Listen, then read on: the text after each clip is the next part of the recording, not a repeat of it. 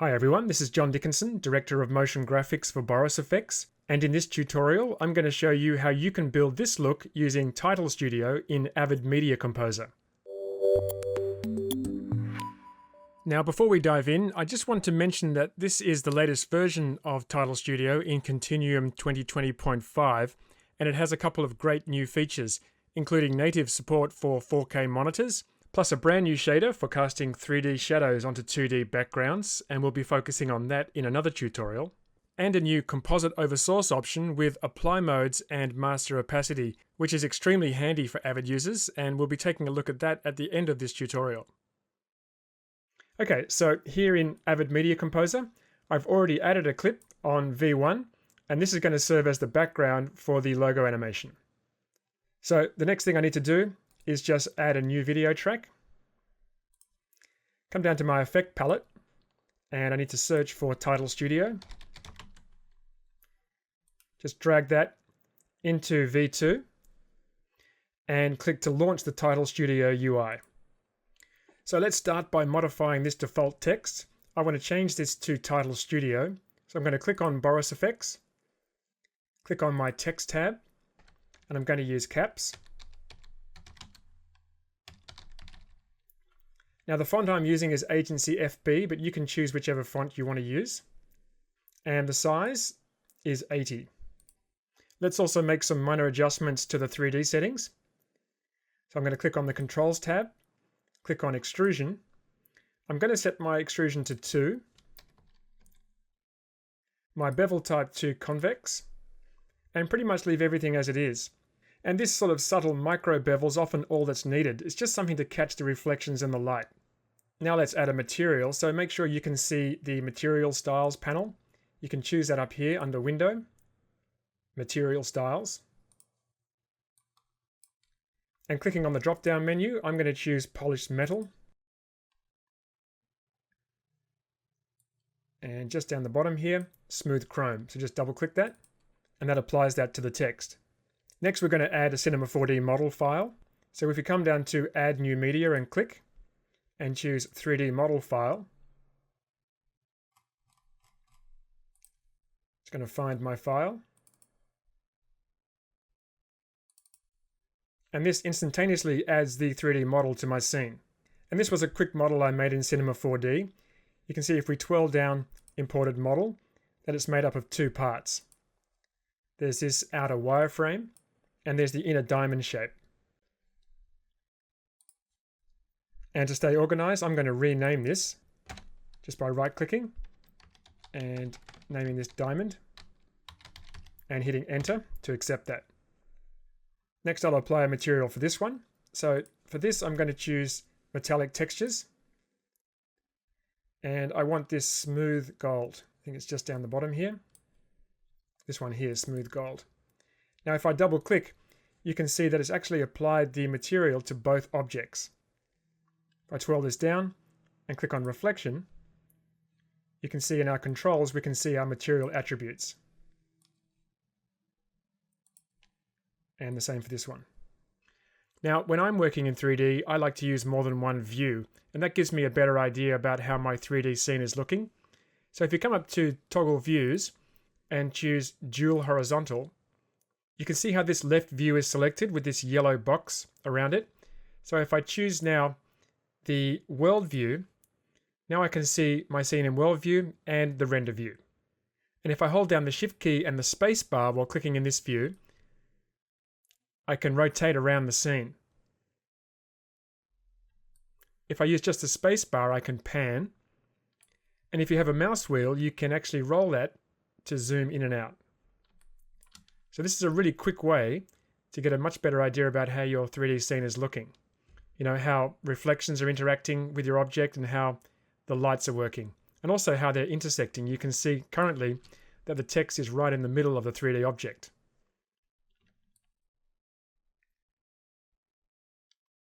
Next thing I have to do is change this from a 2D scene to a 3D scene to make sure that these 3D objects are interacting correctly. So if I right click and choose Switch to 3D Render, now that I'm in full 3D mode, I can move the diamond back behind the text. So making sure the diamond is selected, just clicking on the Z-axis and just pushing that back. Holding Shift and Spacebar allows me to easily see how these two objects are relating to one another in 3D space.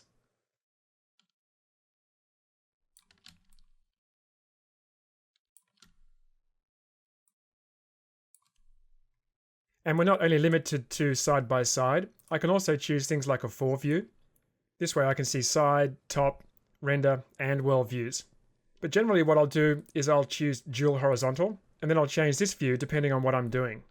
We're going to set up some lights, so I might just change that view to top.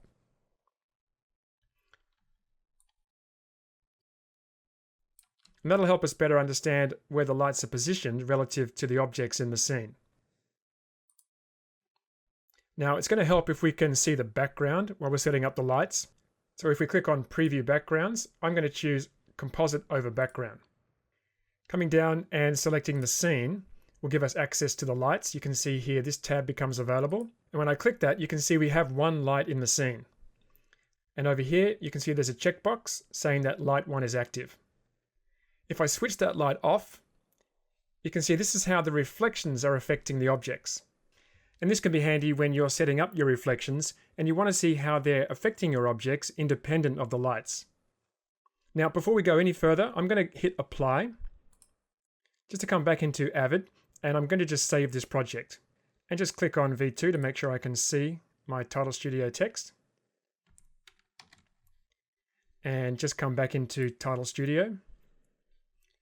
Okay, so we're going to do a pretty classic 3-point light setup. And light 1 is going to be our key light. So I'm going to just activate that one. And it's basically not too bad. What I want to do is move it more to the side. I'm going to move this one over to the left. First of all, I'm going to change the type to spot. And you can see how that's changed the illumination of the object. Now you can modify the position of the light just by dragging it in the scene. You can also click and drag this target. But just be careful what you're clicking on. I just selected the text then. Once again, I want to reselect my 3D scene. If I click on that target, then I can drag the axes just to move that. I'm just going to move it a little bit behind the text here. Once again, click on the light. I want to just increase the distance slightly. First of all, just change the angle though. I want the angle to be about 110. And that wider angle better illuminates the object. And now I'm only going to make some minor adjustments just based on the parameters I used when I created this project. So I'm going to change distance to 900. I'm going to drop the light down a little bit, just bring that to 400. And maybe bring the X around a little bit. Let's see, around 600. Oh, that's a little too much. I'm going to bring that back to around there. Now, because I'm using multiple lights, I don't want this to be so intense, and I will adjust this more later based on light 2, but I'll just drop that down to 80. Okay. Looks a little bit blown out here on the T, but lighting is a process. We have to adjust one light, then add another, adjust that, and then see how that one's affecting the first light. And we also might need to adjust the material settings to change how they respond to the light. But next, let's just turn on light 2. Okay, so light 2 is already on the other side. I probably want to bring that back in line with light 1. Also change that to spot. Again, click on the point of interest here and just drag that back a little bit. Once again, increase the angle. And also drop the intensity down to 80. Now, that's pretty well illuminated. It is a little bit blown out in certain parts. You really want to avoid over illuminating objects because you'll get this clipping. It isn't too bad, but we can still make some more adjustments. I'll just drop the Y value down to 400. That just lifts that up slightly. If we have a look at this in side view, left or right, it doesn't matter. You can see we have the lights just pointing slightly down at the object. And if I switch off light 1, we can see how light 2 is affecting the object. And light 1. Let's turn them both off for now, because next we're going to add our backlight. So I'll turn on light 3, and I'm just going to change this view to top. Click on the light and just drag that back behind the diamond. Once again, I'll change this to spotlight. And I might just turn off this background for a moment. Composite over color. You can see that light is affecting the text, but we need to change the color because I want to match the color of the background. I'm just going to choose this bright cyan. And that's really quite strong. So I'll just adjust the intensity, bring that down to about, say, 50. Okay. So now what I'll do is turn the other two lights on. You'll see how these are all working together. I'll also turn the background back on. Okay, so you can see what a difference that backlight makes when we use a similar color to our background. It really helps the 3D objects feel like they belong in this scene. Let's just change this view to world. Just swing around behind. So you can see that backlight illuminating the diamond and the text from the back. So the overall illumination is pretty good, but there is a few little spots that are blown out, so we may want to make some adjustments to the materials. And as I mentioned, when it comes to good lighting, your light settings and your material attributes will work hand in hand, and you will find yourself bouncing back and forth between the two to get the lighting just right. Now I'm mainly concerned about the Title Studio text. This gold looks pretty good. So I'm just going to zoom in on here, and I'm going to zoom in on here. Come down to our Title Studio text and click on Texture Reflection. Now let's see what happens if we just increase the reflectiveness slightly. So that makes the reflection work a little harder, and you can see it also modifies how that light is affecting the text, and it actually makes these micro bevels just pop out a little bit more. Let's just zoom out here, and I want to take a look at specular strength as well. Just bring that right down. And that's also having a similar effect. You can see on the TIT there. Let me just zoom in a little bit. Might just go to single view. Just adjusting that specular strength. Just helps knock back some of those blown out areas on the front face of the text, and also helps those bevels just pop out a little bit more. When you're adjusting these kind of things, a little goes a long way. Let's take a look at highlight amount. You can see if I bring highlight amount down, then we're losing a lot of that variation on the front face of the text. Let's just bring that up.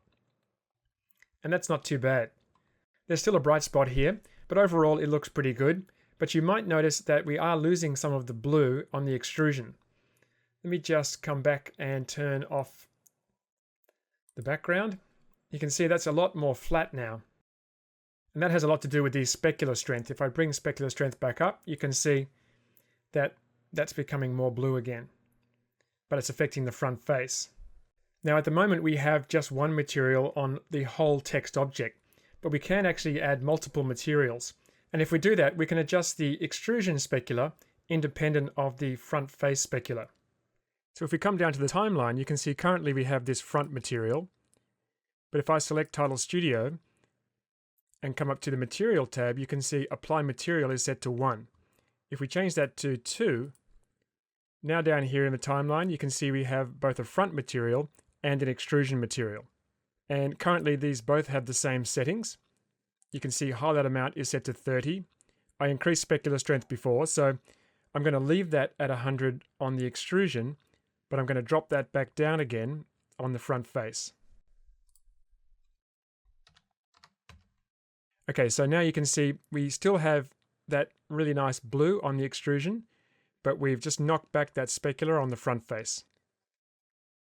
Let me just come back to the extrusion and I'll just see what highlight amount does to this.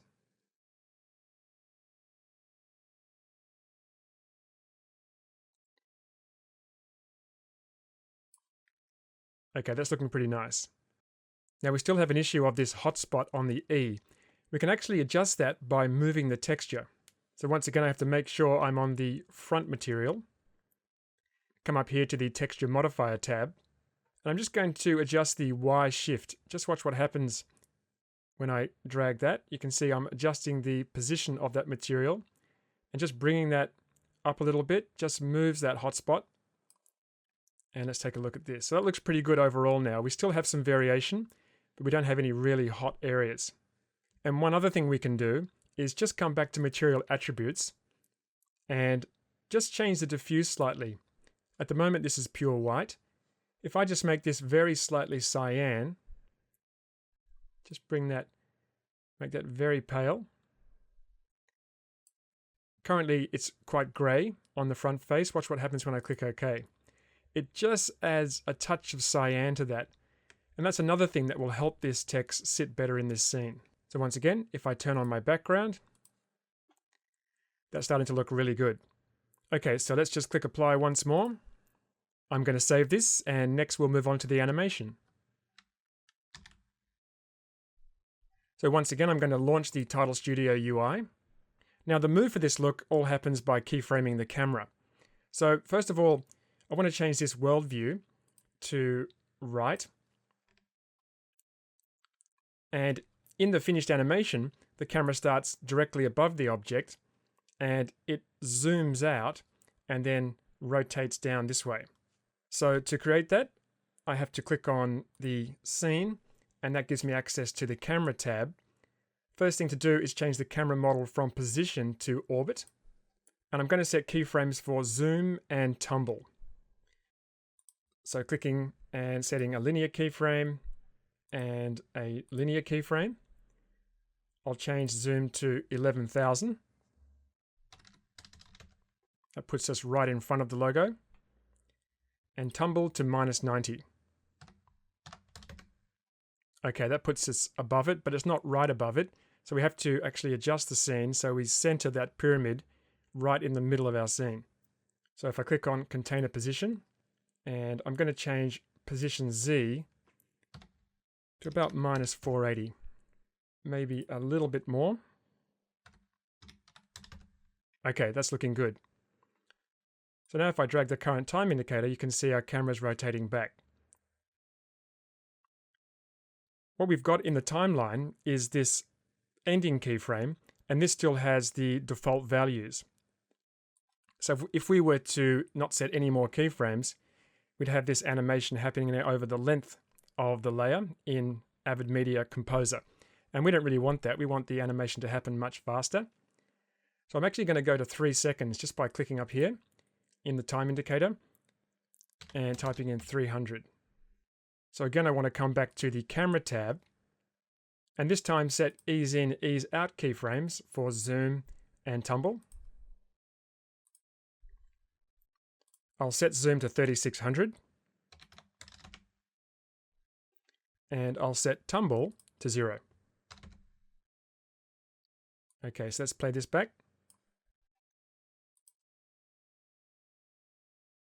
Now that animation happens much faster.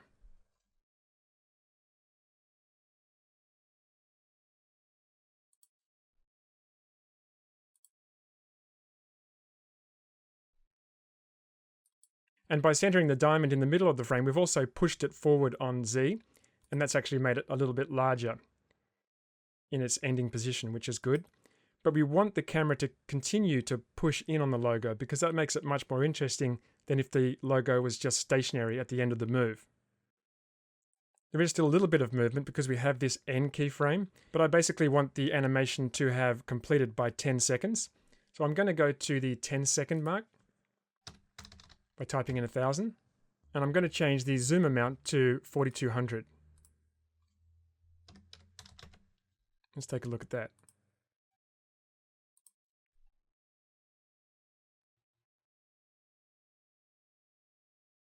And now it pushes forward a little bit faster, which is nice. Now, of course, we still have that final keyframe. So I want this to be stationary after 10 seconds. So if I select that last keyframe and change this to a hold keyframe,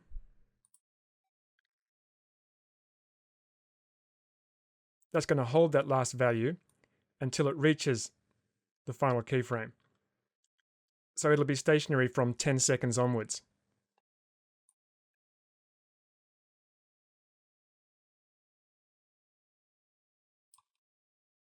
I'm just going to turn my background off and just view this as single.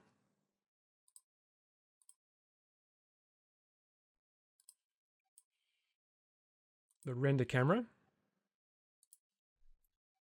and it comes back, hits its mark, and then just slowly zooms in. Next, we want to add a little bit more life to the text, and we can do that by animating the tracking. And I want this to start just as the camera is coming towards its second keyframe. So that's at 3 seconds. So if I click on Title Studio, you can see here we have tracking under the Transform tab.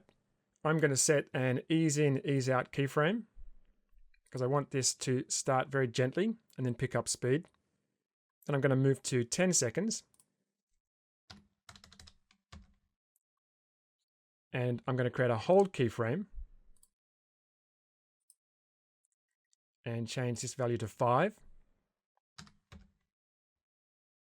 And once again, because we set a hold keyframe, that's going to hold that value from 10 seconds. But it doesn't really matter because my pretend client has asked me to make something that's 10 seconds long. So I don't need any more than 10 seconds. So if I come back again to 0,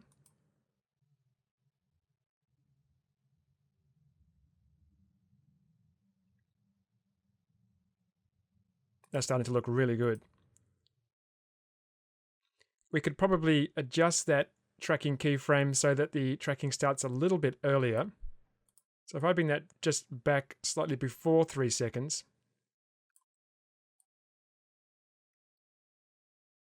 that way it's just started to move as the camera settles in rather than starting once the camera has settled.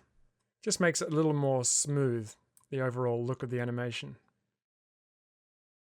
Okay, so that makes the text look a little more dynamic. Let's do something to the diamond to make it look a little more dynamic as the camera's moving. So rather than having it sitting stationary, it rotates into position during that initial camera move. So once again, I'll go to 3 seconds.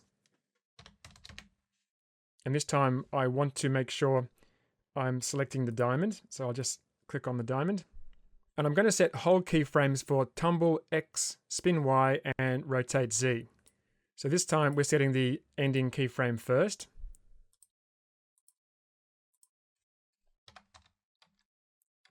Just tabbing through. That's got to be 90, not 50.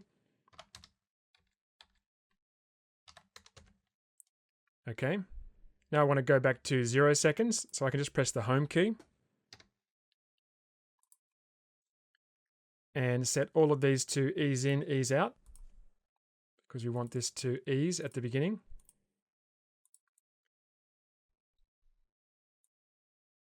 And there we go. That looks much more interesting, doesn't it? But let's add even more interest by animating the opacity of the inner diamond as it moves into place. So I need to twirl open diamond and come down to reflection for the inner. Now we need to make sure we have the correct object selected. So I need to animate the opacity of this one. This is the inner diamond. So I'll select reflection. I'm going to come to 3 seconds and set a hold keyframe for opacity, leaving it at 100. Then once again, hitting home, coming back to 0 and setting opacity to 0. And changing that once again to an ease in, ease out. That's nice. So it almost looks a little bit glassy as it's starting to fade in, which makes that look a little more interesting, doesn't it? Okay, so now that the animation's complete, what we're going to do next is just jump back into Media Composer and just make a few adjustments inside Avid to finish the look. Okay, so now what we want to do is apply a glow behind the logo but we don't want it to affect the background. And this isn't normally something you can do easily in Avid, but you can now with Title Studio's new Composite feature in Continuum 2020.5. So I'm going to start by creating a preset from the look we've already created, just by clicking on No Preset and choosing Save. Put this in my preset folder, and I'm going to name this Title Studio 01. Save that. Next, I want to add a new video track. Just right click and add new video track. And I want to apply Title Studio to the track.